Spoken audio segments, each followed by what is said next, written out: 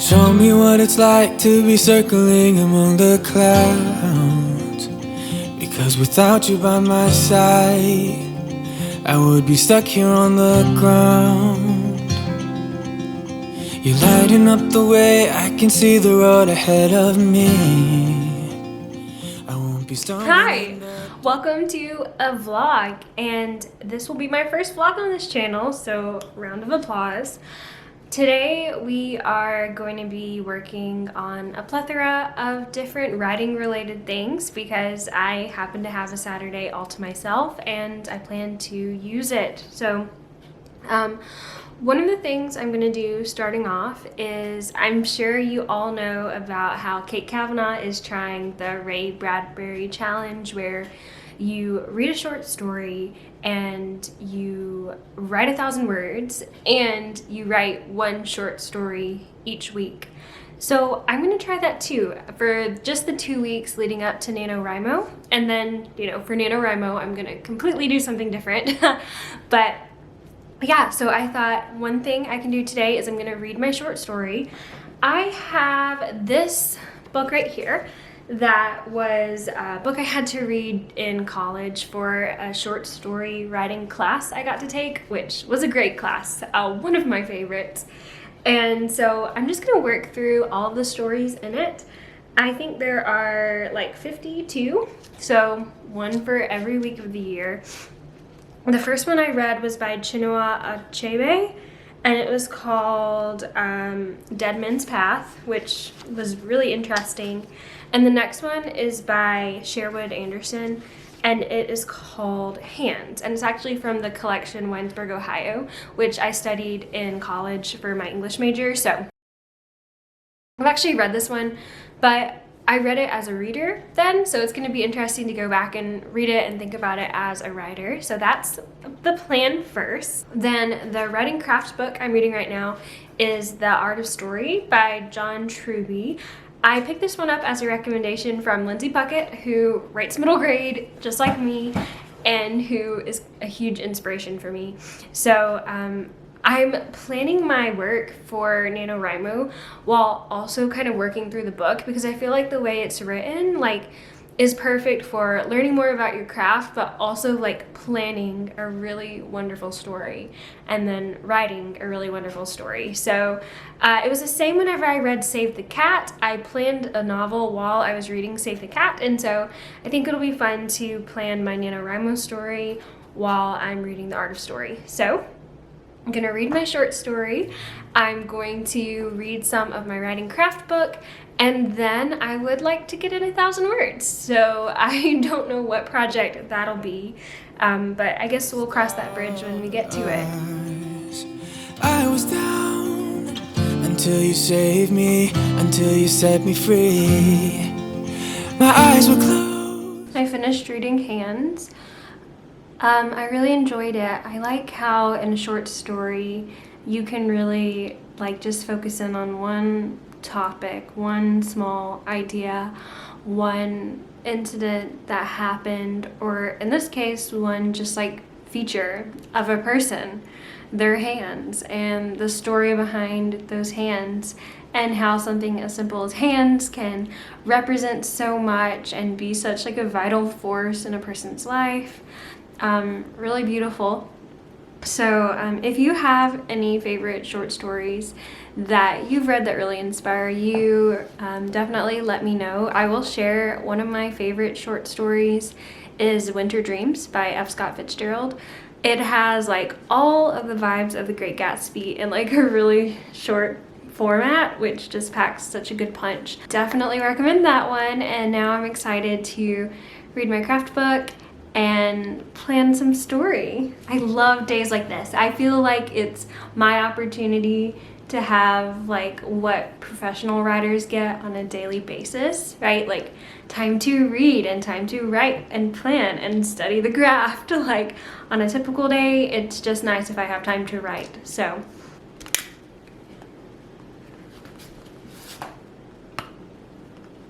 hi. I don't know about you, but I hate 2 o'clock. It is the harshest time of the day. The light is so bright. So I'm playing pretend right now.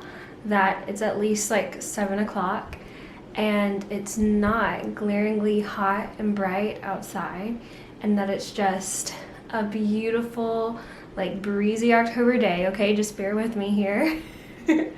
And I'm using that as my backdrop to try to not feel so horrible, because honestly, when it's like this, I just want to turn the air down to like 60 and hide, but I'm not going to do that. Anyways, I just moved to my desk so that I could do a little bit more planning. I've got my Anatomy of Story book right here, and basically the plan is to read a little bit more about this whole designing principle and work on maybe like some character arcs for my NaNoWriMo story. So that's the goal. And I'm currently listening to You Are Enough by Sleeping at Last, which, if you have not heard of Sleeping at Last, definitely check them out. They're so dreamy and their music is so beautiful. I love it. And all right, here we go. Feels like I can fly.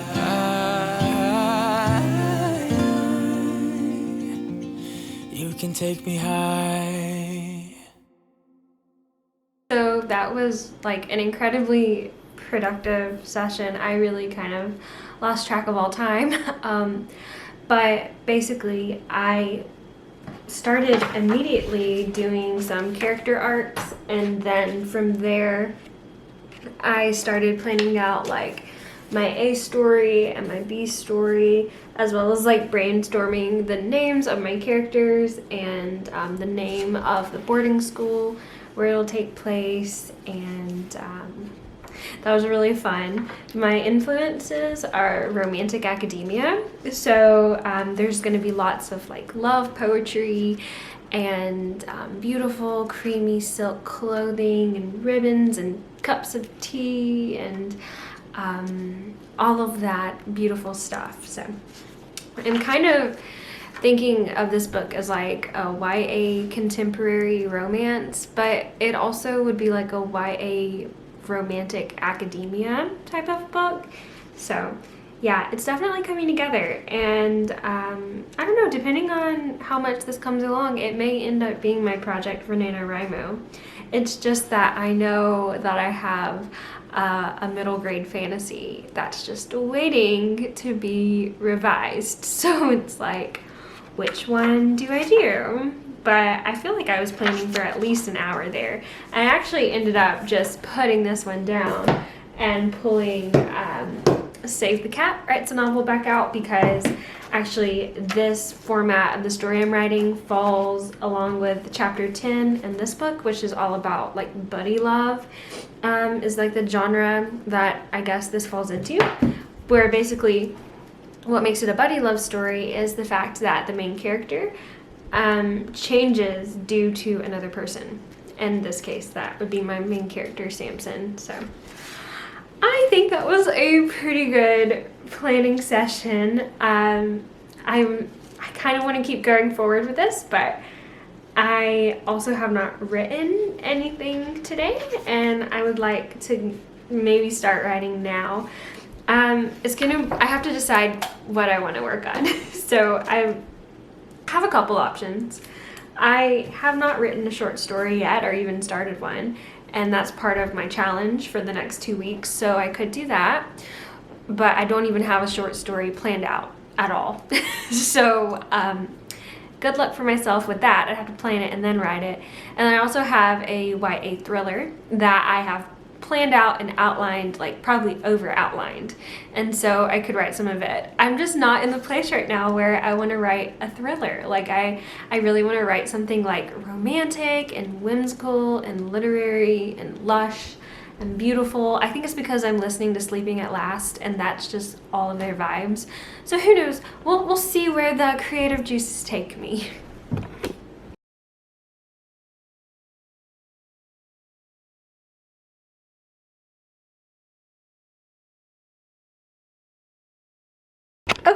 Okay, it was meant to be. I know what I'm writing about. Okay, so I'm sitting right here with my Winnie the Pooh teddy bear, you know, right by me as my inspiration when I work. A long story there, but Winnie the Pooh is my dearest and truest friend. And so anyways, it hits me. What about writing a short story where a stuffed animal basically has to protect his owner, and so he like protects her while she sleeps and keeps bad things from happening to her and guards her, and kind of like a what's the name of that story about the bunny, the little stuffed bunny, kind of like that. Maybe that's the one, maybe the Velveteen Rabbit, I don't know, I can't remember.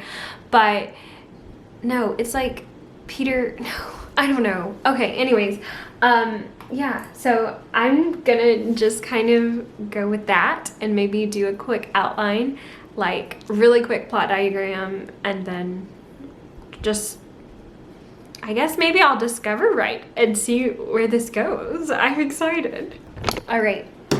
When the dreaded Who's-its and What's-its try to steal Millie's dreams, it is only Mr. Snuffy Bear who can protect her.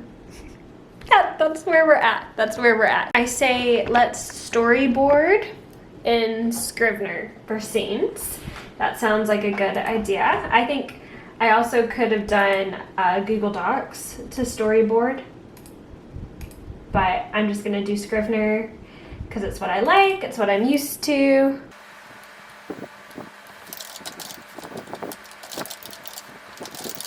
All right, tentative working title. We've got Snuffy Bear versus the Who's-its and What's-its. Whew! This is fun. Isn't that right, Pooh, Mr. Snuffy Bear?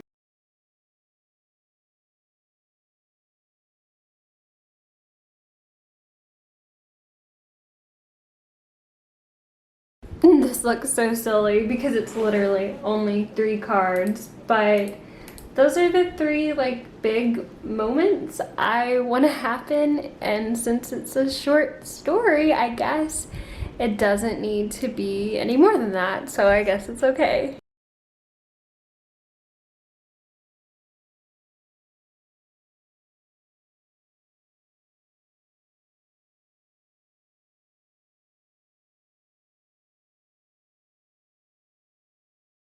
All right, howdy. The sun is setting now, which is just an immensely beautiful thing, and I don't have to hide from the light anymore. So anyways, I am getting back to my short story, which I think I told you a little bit about earlier. It's about Snuffy Bear and the Who's-its and What's-its. So I thought I would just read to you a few lines of what I have now. And I've written like 200 words, so I just want to kind of like go into my zone, like my zone. And sorry. And just write for like 45 minutes. I think that would be good. So anyways, here's an excerpt to get you going. The moon had only just settled in the sky when Millie's mom tucked her into her princess pink bed sheets. Snuff, snuff, little Millie whined. She stuck her tiny palms in the air and clenched them again and again. Want my snuff, snuff? At her voice, Mr. Snuffy Bear's plush ears perked up. There she is at last, he thought. Whatever has she been up to all this long day? From his perch atop the nightstand, next to the picture book with the monkey wearing the yellow rain boots, he could see Millie perfectly. She was dressed in her favorite pajamas, the ones that made her look like a tulip, the pink onesie. At the side of her, his heart began to sing his happy hum-dum song. Hum-dum, said his heart, my Millie girl is here. My silly Millie, lily Millie, hilly billy, frilly Millie is hum-dum here. Hooray. Hi! I promised that I was definitely 100% going to write until I decided that I really needed some candy, preferably some chocolate, maybe some brownies. So I'm gonna head out the local Food Lion and then I'll come back and write.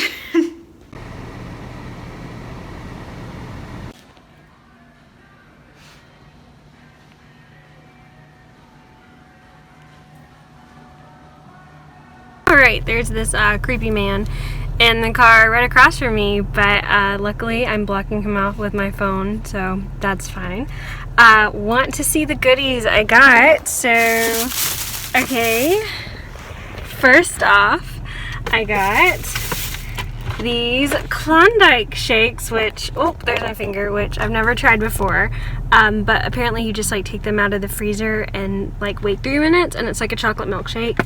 That sounded great. I also got these like bakery cream cheese brownies. Sounded amazing. And then I figured after I indulge on sugar, I'm probably going to need some real people food, so I got an Annie's enchilada thing. And then I did actually get candy, but not from the candy aisle that I showed you. I ended up getting a chocolate Lindt Lindor truffle bar, which if you like the truffles, or if you don't, these are even better. They're like little miniature Lindt truffles in each little bite. It's so good. This is the best chocolate out there. But yeah, that was my grocery haul. Honestly, I just feel bummed to not be in the outdoors right now, so I may actually have to like go for a walk in a few minutes, get some fresh air, ruminate on some writing ideas, and think about what Snuffy Bear could possibly do. Something inside of me just stirs and stirs and stirs and stirs whenever the weather starts to turn chilly. It's like something inside of me is set on fire. I can't believe that it was actually chilly outside this whole day, and I was inside trying to hide from the heat. I just feel like, what a representation of my mental health sometimes, you know? I was missing out on all of this because I thought it was sweltering outside. You're lighting up the way, I can see the road ahead of me. I won't be stumbling in the dark. Your eyes are shining like the stars. I was down until you saved me, until you set me free. My eyes were closed, now I see clear as day, and I just wanted to say, alright, just chilling with Kate here. We've got a 37-minute sprint, so I think that we're gonna definitely meet word count today, but more importantly and excitingly, I think I might be able to introduce at least one Who's It and one What's It. So that'll be fun. I don't even have an idea in my mind of what like the Who's It's and What's It look like, so it's gonna be fun kind of thinking about them. I'm thinking like green, spiky blobfish type of things, maybe. I need to Google blobfish to get inspiration.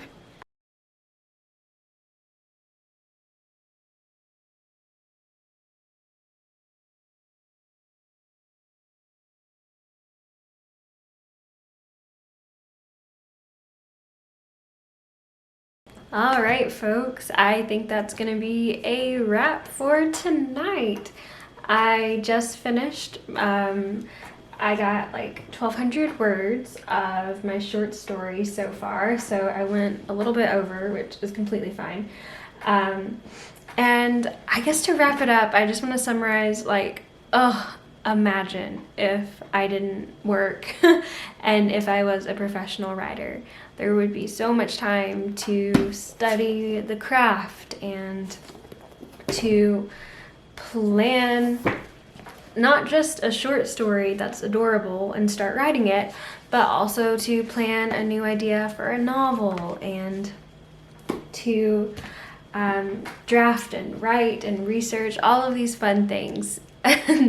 Today was definitely an experiment in living like I would if I was a professional writer, and I really enjoyed it. And I guess takeaways is that it's very important for me to make time during the week when I'm working my 8 to 5 job to write and do what I also love and what is my dream. So even if it means waking up at like 4:30 to give myself time to write and plan and dream, I think that is really important, you know, when I feel like that's what I'm here to do.